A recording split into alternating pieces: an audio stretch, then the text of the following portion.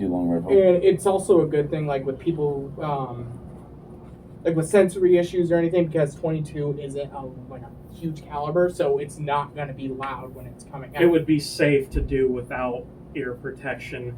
That's why some people. We would still want you to have ear protection. Well, but yeah, if circumstances were such that you didn't have any, it is not a high enough decibel level to cause hearing. I mean, it will just be like, oh, that.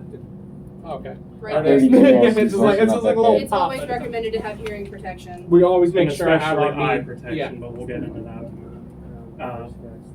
22s, as I was getting back I'll to do it, that on meets. relatively cheap. Cabela's, I think, sells a youth model for like $79, $89. Single shot. It's a good thing. Are typically like one I got shot, a Mossberg Blinkster for like single action. $70, which is That's fantastic. why- They're good. Yeah. They're good Well, I to got the start Rossi off with, RS especially if you aren't Mhm. sure if Same it's something thing. that you want to be into in the long term. Sometimes you try your hobbies and you might say, "Oh, this isn't for me." That's okay too, but at least you don't have to spend a lot of money. The ammo is also cheap. I think a box of 50. The last box of 50 I got was $8, which You find ammo one for goes $8. fast. Maybe $8? ours were like $6 Yeah, at $6. Blackwood. I got it for $4 Wait, where are you guys going? for 50. Hang on. We got I a Blackwing in Delaware. Okay. I also I'm go buying up to, well, it was Shoot Point Blank. It's Range USA now. Super helpful people up there too, but also a really nice range. You're just going to be paying more because it's an indoor range. It's also just like buying a fursuit where everything's expensive and you're going to be broke by the end of the day. There are no cheap Yeah, there is nothing cheap. Yeah. Maybe just So- earplugs. That's it. Yeah. Back to It's like, back to this.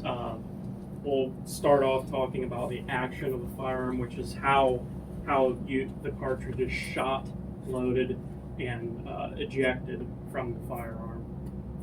Typically, with your long guns, you will see the ones that you see the most are bolt action, sync or brake action, and sometimes you see pump action. It's not as common anymore with rifles, at least.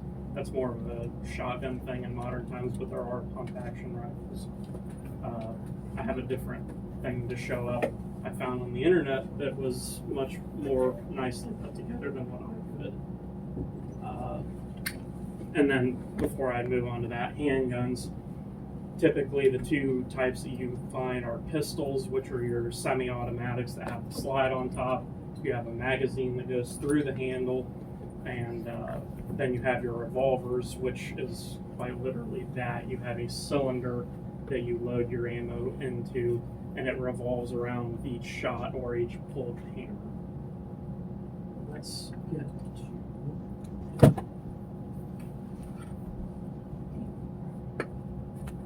So,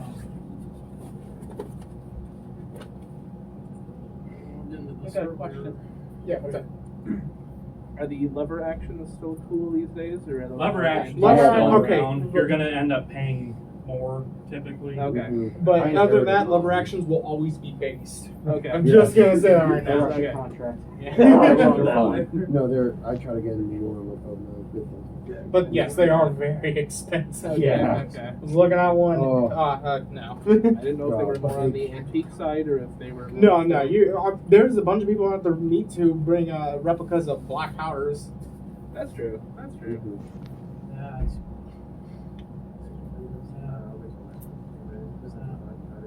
This is huntered.com. This is a really good resource I found. Their pictorials were much better than I could find on my own and make on my own. So we can start with continuing from the differences. Your rifles are quite literally named for the way the barrels are made. In the barrel there is a spiral machined or swaged pattern that helps the bullet rotate as it's fired.